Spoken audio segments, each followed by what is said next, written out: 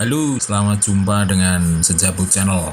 Kita akan lihat satu film yang merupakan laporan mengenai Surabaya di Jawa. Judulnya adalah Stadsgemeente Surabaya.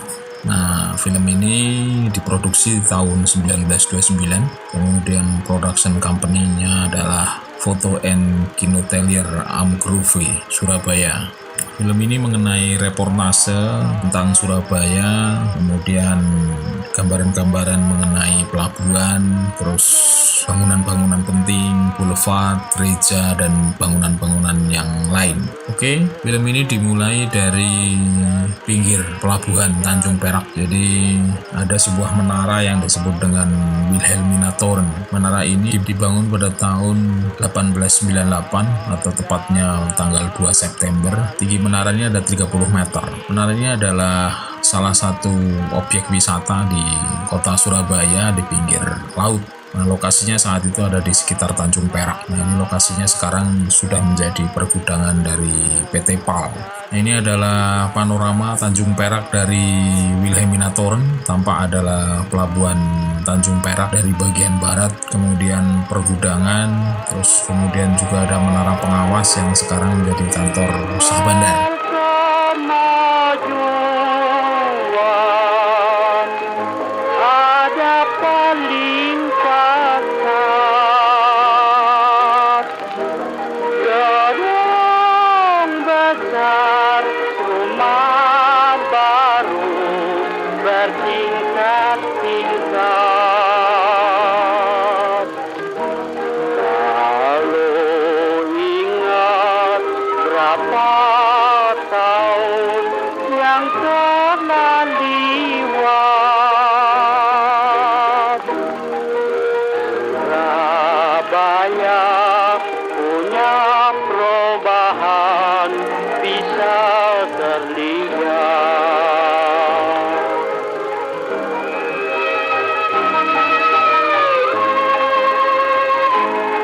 Kemudian bergeser ke timur, nah dari kejauhan tampak Pulau Madura.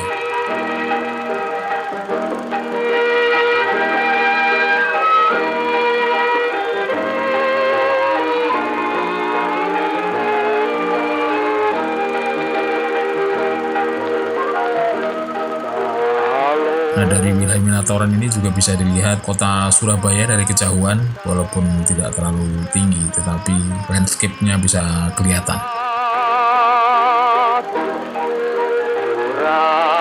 Surabaya punya perubahan bisa. Kemudian kita mulai keliling-keliling Surabaya. Mulai dari, ini adalah gedung Balai Kota. Balai Kota sekarang ada di Taman Surya di daerah Ketabang. Itu mulai dibangun pada tahun 1923 dan mulai ditempati pada tahun 1927. Arsiteknya adalah C. Citroen.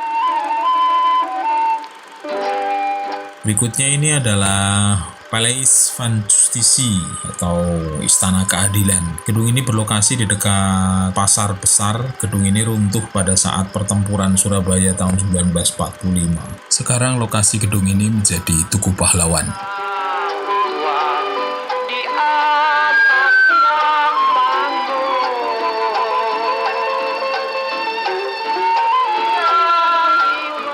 Ini adalah Landratsgebouw atau Gedung Pengadilan. Sekarang menjadi Gedung Pengadilan Negeri Surabaya di Jalan Arjuna.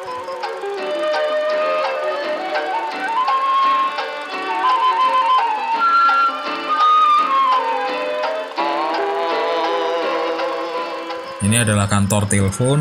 Saat ini menjadi gedung kantor Telkom unit pelayanan dan perbaikan.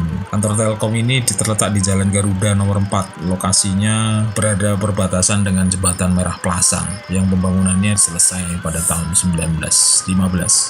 Ini adalah kantor pos. Sampai sekarang kantor pos ini masih berdiri. Secara desain juga masih sama dengan desain awal. Saat ini adalah kantor pos besar Surabaya yang berlokasi di Jalan Kebonrojo. Bangunannya merupakan bangunan asli yang dibangun pada tahun 1880 sampai dengan tahun 1881. Ini adalah kediaman Gubernur Jawa Timur, saat ini disebut dengan Gedung Gerahadi. Nah, berikutnya ini adalah kediaman Bupati Surabaya. Gedung ini berada di Jalan Pregulan Bunder yang sekarang menjadi Gereja Kristen Abdil Eliong. Adalah rumah Komandan Marinir. Rumah ini sekarang berada di pojokan Jalan Ketabang Kali dan Jalan Yosudarso. Desainnya masih dipertahankan dan fungsinya sekarang sepertinya sih masih menjadi rumah dinas Angkatan Laut TNI di Surabaya. Ini lapangan Tanjung Perak dengan ikon Big Ben-nya Surabaya atau tugu replika jam Big Ben London. Lokasinya berada di Jalan Perapat Kurung, Tanjung Perak. Sayangnya replika Big Ben ini sudah tidak jelas di mana. Informasi terakhir jam ini dicuri pada periode tahun 1960 dan 1970. Sayang sih. Ini adalah jembatan Simpang atau sekarang adalah jembatan di Jalan Yosudarso arah Balai Kota.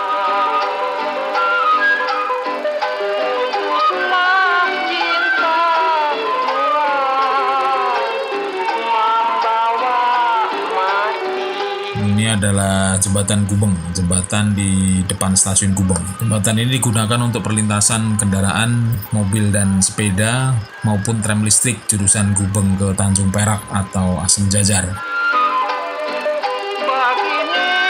Ini adalah Jalan Raya Gubeng. Sampai dengan saat ini masih bernama Jalan Raya Gubeng. Perbedaannya pada saat itu masih dilintasi oleh tram listrik, sekarang tidak ada lagi.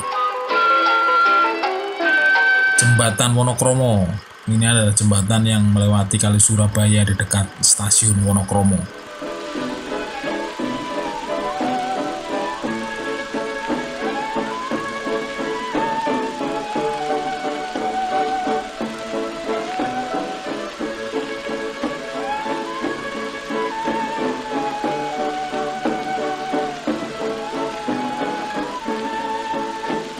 Jembatan Dinoyo. Jembatan ini berada di Jalan Bung Tomo yang menghubungkan antara daerah Dinoyo dan Ngagel. Jembatan ini cukup lebar, pada saat itu dihiasi dengan ornamen tugu-tugu di sekitar pagar jembatan. Ini adalah Juliana Boulevard. Jalan ini sekarang bernama Jalan Mabespol Muhammad Duryat yang menghubungkan antara Jalan Gedung Sari dengan Jalan Basuki Rahmat. Nah, ini adalah Gedung Linde Teves dan Stockfish. Jadi yang terkenal adalah ada menara jamnya. Posisinya ada di simpang Jalan Bibis, sekarang Jalan Kebon Rojo. Saat ini gedung ini menjadi gedung Bank Mandiri. Nah, NV Linde Teves Stockfish ini cukup terkenal sebagai salah satu unit usaha pabrikan konstruksi baja terkemuka di masa PUC. Nah, ini adalah English Warenhuis atau pasar swalayan Inggris. Judulnya adalah White Away. Sampai dengan sekarang gedung ini telah beberapa kali berubah fungsi. Dari toko swalayan Inggris, White Away, kemudian berganti menjadi toko Siola, kemudian sekarang menjadi gedung Siola Museum Surabaya.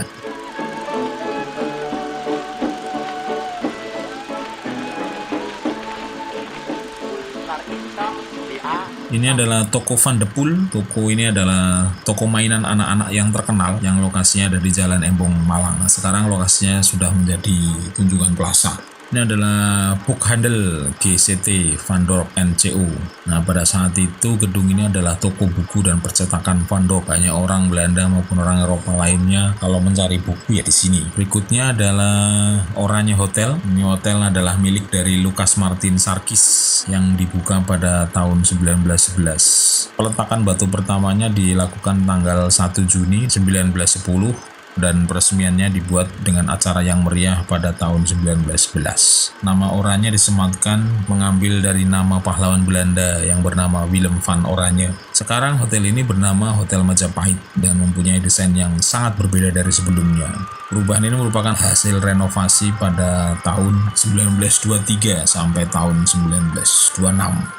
Ini adalah Hotel Georgina. Sampai sekarang riset saya belum bisa mendeteksi Hotel Georgina itu posisinya ada di mana dan sekarang telah menjadi bangunan seperti apa lokasinya. Oke, nah ini adalah kompleks perumahan orang Eropa yang adanya di Celebestrat atau Jalan Sulawesi. Rumah ini dibangun dengan desain yang sama dan luas tanah yang sama, ya seperti perumahan zaman sekarang lah. Nah, saat ini rumah-rumah ini sepertinya sudah tidak tersisa karena sudah menjadi kawasan perkotaan di sekitar Gubeng.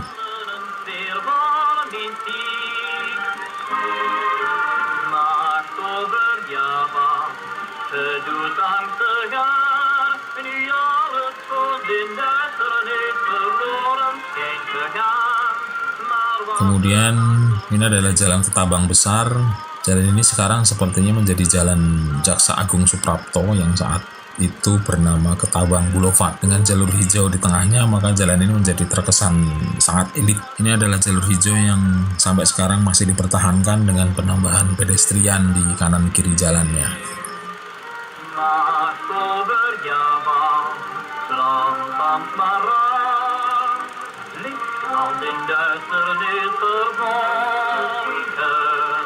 Berikutnya adalah Musi Strat atau Jalan Musi. Jalan ini pada saat itu adalah jalan buntu yang hanya berjarak paling sekitar 200 meter yang masuk dari arah Jalan Diponegoro. Nah, rumah-rumah mewah terlihat sangat rapi dan seragam. Saat ini jalan ini telah memanjang menembus sampai Gor Pancasila. Ini adalah Juwono Strat atau Jalan Juwono. Saat ini juga masih bernama Jalan Juwono. Walaupun jalannya kecil, tetapi kawasannya terlihat sangat elit dengan rumah-rumah yang megah dan indah sepanjang jalan sampai sekarang. Oke, ini adalah tulisan kesan singkat kota Surabaya dari beberapa pedagang yang ditanya oleh kru film. Jadi dikatakan bahwa Surabaya adalah kota perdagangan yang terlihat makmur, terlihat dari rumah tinggal orang-orang Surabaya yang nyaman.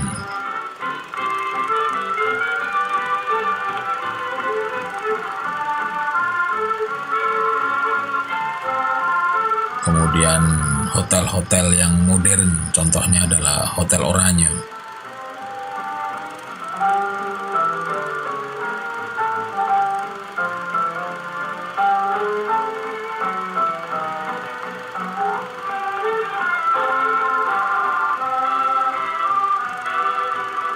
Dengan ruang makan yang luas.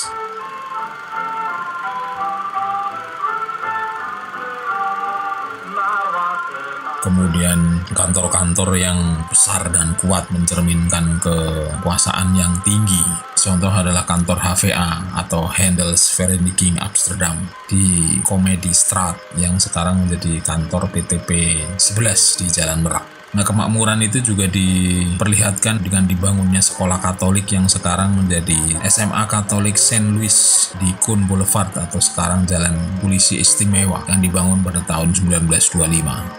Nah, dibangun juga gereja Katolik baru di sebelahnya yang sekarang menjadi Gereja Hati Kudus Yesus. Nah, gereja ini dibangun pada tahun 1921 dan hanya dibangun dalam waktu 11 bulan. Walaupun dikatakan bahwa gereja Katolik lama itu kelihatan lebih artistik yang ada di Kepanjen yang sekarang bernama Gereja Katolik Kelahiran Santa Perawan Maria.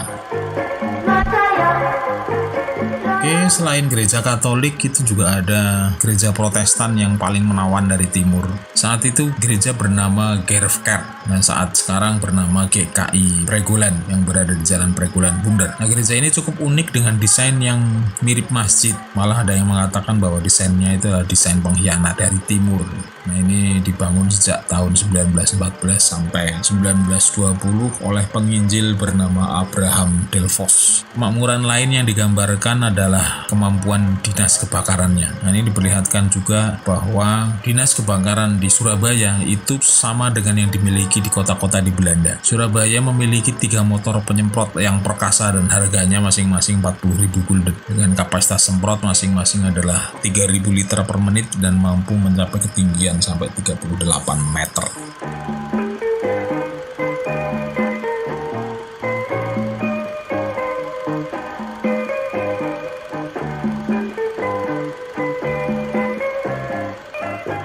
Nah, ini adalah aksi pemadam kebakaran dari anak-anak pribumi.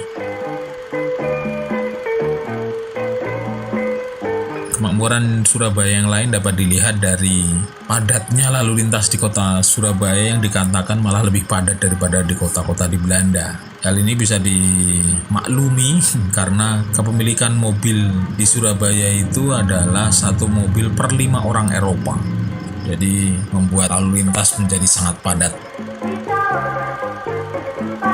Oke, itu adalah gambaran kota Surabaya pada tahun 1929. Semoga bisa menjadikan pengetahuan dan sekaligus juga minat kita untuk memelihara bangunan-bangunan istimewa yang mempunyai sejarah panjang pada kehidupan masyarakat Indonesia, khususnya yang di Surabaya. Itu saja, terima kasih sudah mampir di Sejabut Channel. Sampai jumpa di video sejarah dan budaya berikutnya. Terima kasih.